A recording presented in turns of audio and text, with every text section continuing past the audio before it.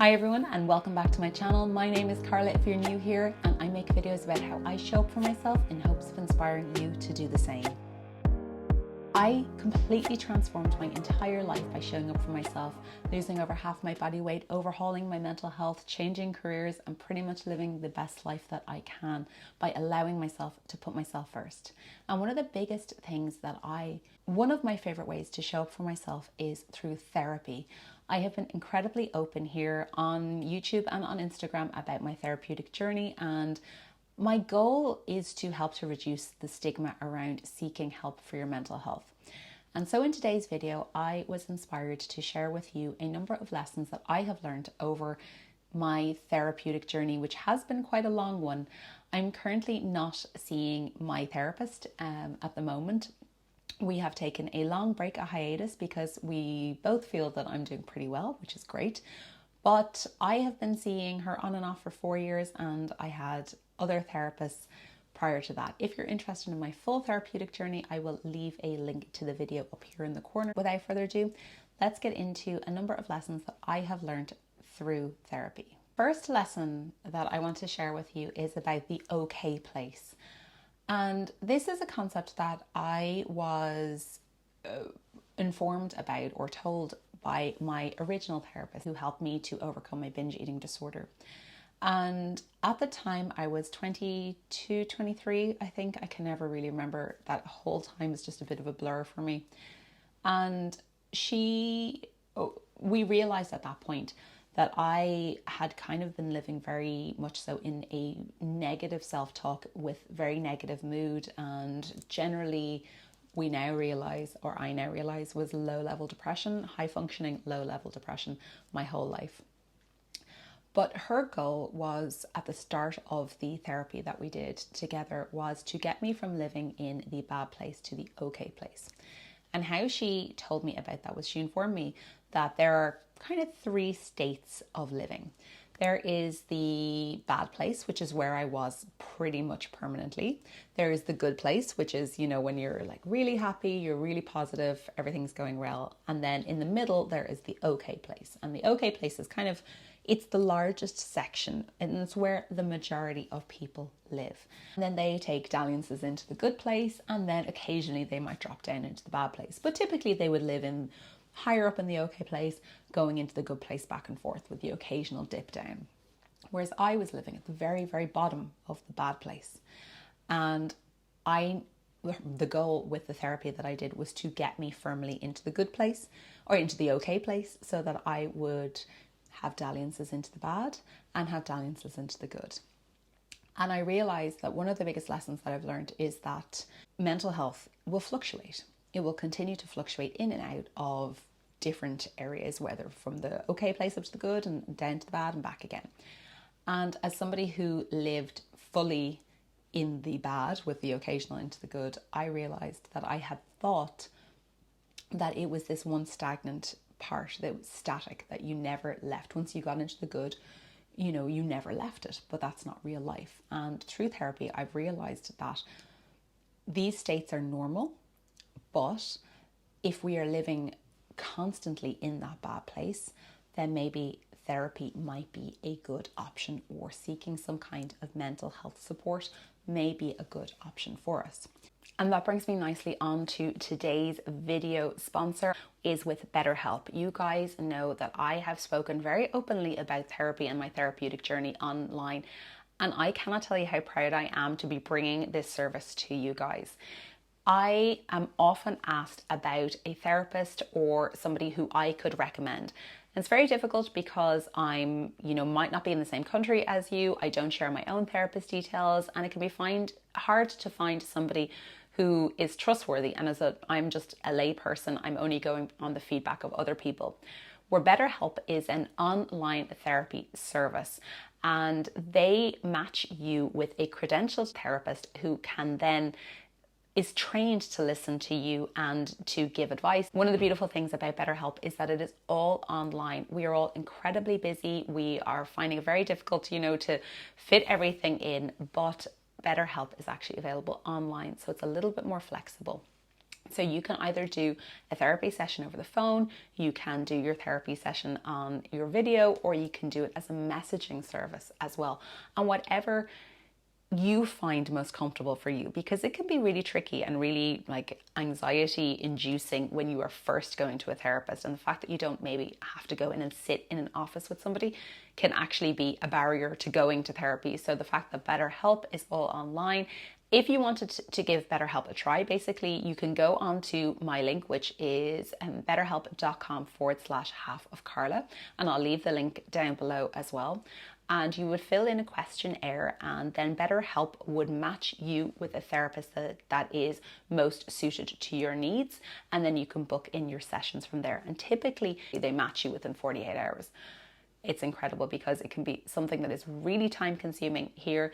And if you are not happy with your therapist, you can also change them. As you guys know, I have talked about dating your therapist before, which is great, but it can also be very difficult when you don't have access to a number of different therapists. You know, when you're finally find somebody you know that has availability, that suits you, you sit down with them and you realize you don't actually like them, and then you kind of have that awkward breakup call. If you wanted to change your therapist, it is no problem. So as I said, if you would like to give BetterHelp a go and you think that therapy might suit you and might benefit you, visit betterhelp.com/halfcarla, and I will leave the link down below. Lesson number 2 that I have learned from therapy is that there is a massive difference between healthy boundaries and barriers. I thought that I had created boundaries my whole life, but actually what I had done was literally built both a psychological and a physical barrier between myself and the world. My barriers were 10-foot tall brick walls lined with, that anti-climbing stuff and covered in barbed wire so that people could not get through. And even if they wanted to, they would probably get damaged in the process of trying to get in to me. In my relationship, in the early parts of my relationship, I realized now that I had those barriers up, that allowing somebody in to see the real me and not the face that I wanted to project to the world was so petrifying. And these were not conscious decisions. I did not decide, I am going to eat myself into a 23 stone body so that people don't see the real me. I built these barriers around me as a protection because I was in so much pain. I was so traumatized. I was so anxious and depressed that I couldn't deal with anybody else around me. And while we talk about how healthy boundaries are, and they are healthy, what I was doing was building those barriers and literally not allowing anybody into me and not allowing anybody to penetrate this force field that I had created around me. I honestly believe that a lot of the people who knew me prior to my mental health and weight loss journey didn't know the real me. They knew the personification, the face that I had given. Vincent, when we first met, he actually called me tough girl. And it's really interesting now to see the difference between myself then and myself now. I think if you even look back at a video of myself, from a while ago, you can see that it's a feeling of wanting to be in offense. So not even in defense. So we're not even allowing somebody to come near us with, whatever it is. We are literally pushing out against with offense so that people can not even get towards that force field. That's the way I did. And it's really surprising that I had any friends. And I thank the friends that I did have for that time, because I was so insecure and in so much pain that I just didn't allow anybody in. I didn't allow them in to see the real me. And honestly, I didn't even know the real me. So it kind of all matches up, But then there is a point when you're going through therapy that you start to dismantle those barriers and you start to take them down brick by brick and start to open up and allow yourself, to engage a little bit more truthfully and authentically with the outside world. And a lesson that I learned as well during this period of time in relation to this boundaries versus barriers thing is that there is a point, for me anyway, when your barriers are down, but you haven't created healthy boundaries. And that is a very scary and vulnerable, a very fragile state to be in at that point, is to have no boundaries set up, no healthy boundaries set up, but your barriers aren't down. So I literally felt like a fledgling who had just left the nest. When I talk about when I had my realization about my negative self-talk and how I felt like my whole, body was shifted, that I had no idea who I was. And my whole energy had shifted. I had no idea who I was. And then all of a sudden that's, like I'm taking down those barriers, and all of a sudden I'm boundaryless. And I don't know what I'm doing, and I don't really know who I am. And it's a very scary place. But with the right help, you can help to build up and to learn how to create healthy boundaries. And now I can honestly say that I am much more capable of creating boundaries, especially with my job, with people whom I love. I am better at creating those boundaries for myself. One of my, you guys hear me talk about showing up for myself all the time. Showing up for myself is one of the ways is by creating healthy boundaries, by not allowing, people to penetrate you so much, that people not giving or not being, a people pleaser, or, keeping the peace or anything like that. And what peace are we keeping? Because if it's internal, if we're having internal struggles because of these things, we're not keeping any peace. And I realized and I learned to create those boundaries. And what I've realized as well is that people respect them. And there is that big difference between people respecting your boundaries and creating barriers. And I think that the barriers are met with, is like conflict against conflict. And the boundaries are more, they're more respectful. They are more of a peace talk. You might not be at the same level, but it's a peace talk. And I'm getting much better at creating healthy boundaries for myself. I have a boundary where I don't open my phone in bed. I don't look at social media when I'm in bed. It's a boundary that keeps me safe and sane. I have boundaries with people, when they might ask me to do something, I will actually examine whether I have the capacity to do that and say, I can't help you with that today. And I'm okay in doing that. And I found that being honest and actually speaking to people like an adult is really helpful, and people respect it. And it's a lot easier than being the child who's just going like, I'll do anything what you want. Another lesson that I learned during therapy is that I spent a lot of time being led by and appeasing my inner traumatized child. There's definitely different schools of therapy thought of whether it's, like the id, the ego, the superego, whether it's your traumatized child versus the adult you, whether it's your prefrontal cortex versus your reptilian brain, whatever state that you are talking about. I'm not au fait with all of the different psychological theories and processes and methods and things like that. However, what I have realized is that for my entire life up to 32, I had been acting from a place of a traumatized child. And that traumatized child was who was ruling the roost, making the decisions and acting. And instead of the adult Carla taking over and making the decisions and, soothing my inner child, I allowed the inner child to run free and to make the decisions, call the shots, etc., whatever you want to call it. And that's actually how I ended up at 23 stone. That this was a result of having my inner child make the decisions and run the show in my body, in my life.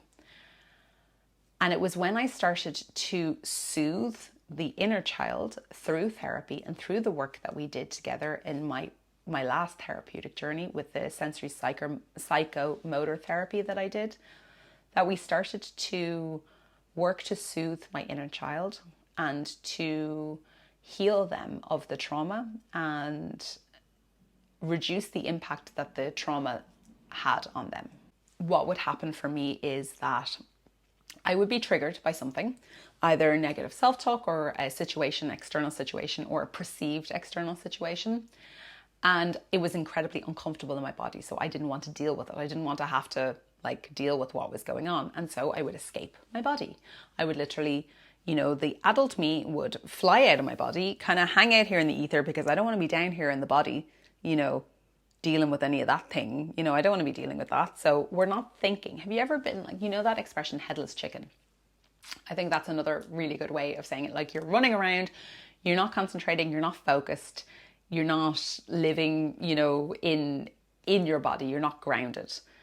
You're running around like a headless chicken, and what happens is that your inner child takes over, or my inner child took over and started to act. And because the inner child was traumatized and very anxious and needed soothing, she reached for the thing that children know the best to soothe, and that is food.